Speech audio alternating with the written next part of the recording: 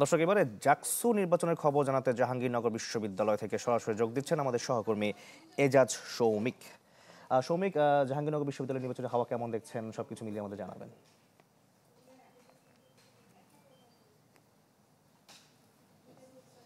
জাহাঙ্গীরনগর বিশ্ববিদ্যালয়ে এই ডাকসু নির্বাচনের মনোনয়নপত্র গতকাল থেকে বিতরণ শুরু হয়েছে এবং পূর্ব ঘোষিত যে তফসিল ছিল সেই তফসিল অনুযায়ী 18 এবং 19 তারিখ মনোনয়নপত্র সংগ্রহ এবং জমাদানের শেষ সময় ছিল। তবে বেশ কয়েকটি ছাত্র সংগঠন, বিশেষ করে ছাত্রদল, বাংলাদেশ গণতান্ত্রিক ছাত্র সংসদ এবং ছাত্র শিবির সহ বেশ কয়েকটা সংগঠন তারা দাবি জানিয়েছিল যে এটি খুব অল্প সময় এবং সময় যাতে বাড়ানো হয়। তার প্রেক্ষিতে গতকালকে একটি বৈঠক শেষে নির্বাচন কমিশন আগামী বৃহস্পতিবার পর্যন্ত এই সময়সীমা বাড়িয়েছে এবং বৃহস্পতিবার 2টা পর্যন্ত আবেদনপত্র, মনোনয়নপত্র সংগ্রহ করা যাবে এবং বিকেল 4টার মধ্যে সেটি জমা দিতে হবে, এই সিদ্ধান্ত জানায়। এবং প্রথম দিন অর্থাৎ গতকালকে যারা সংগ্রহ করেছে, কেন্দ্রীয় সংসদে 46 জন মনোনয়নপত্র সংগ্রহ করেছে এবং একই সঙ্গে হল সংসদে 86 জন মনোনয়নপত্র সংগ্রহ করেছে। আজকে বেশ বাড়বে এই সংখ্যাটা এবং সবচেয়ে ইন্টারেস্টিং বা যেটি বলা যায় যে এর আগে জাকসু নির্বাচনে এ পর্যন্ত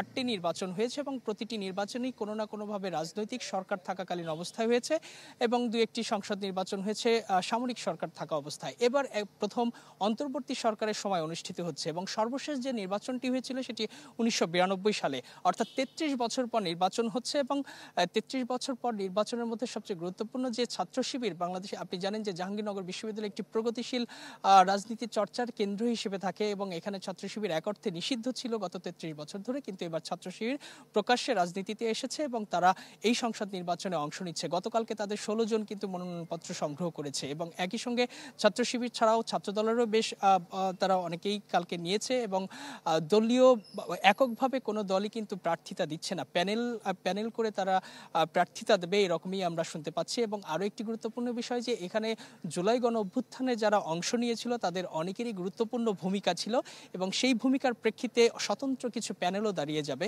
সেরকমই ধারণা করছে এখানকার ছাত্রছাত্রীরা এবং সেই অনুযায়ী ভোট দেবেন। সৌমিক, আপনাকে ধন্যবাদ আমাদের সঙ্গে যুক্ত হবার জন্য। দর্শক, জাকসু থেকে যোগ দিয়েছিলেন আমাদের সহকর্মী এজাজ সৌমিক।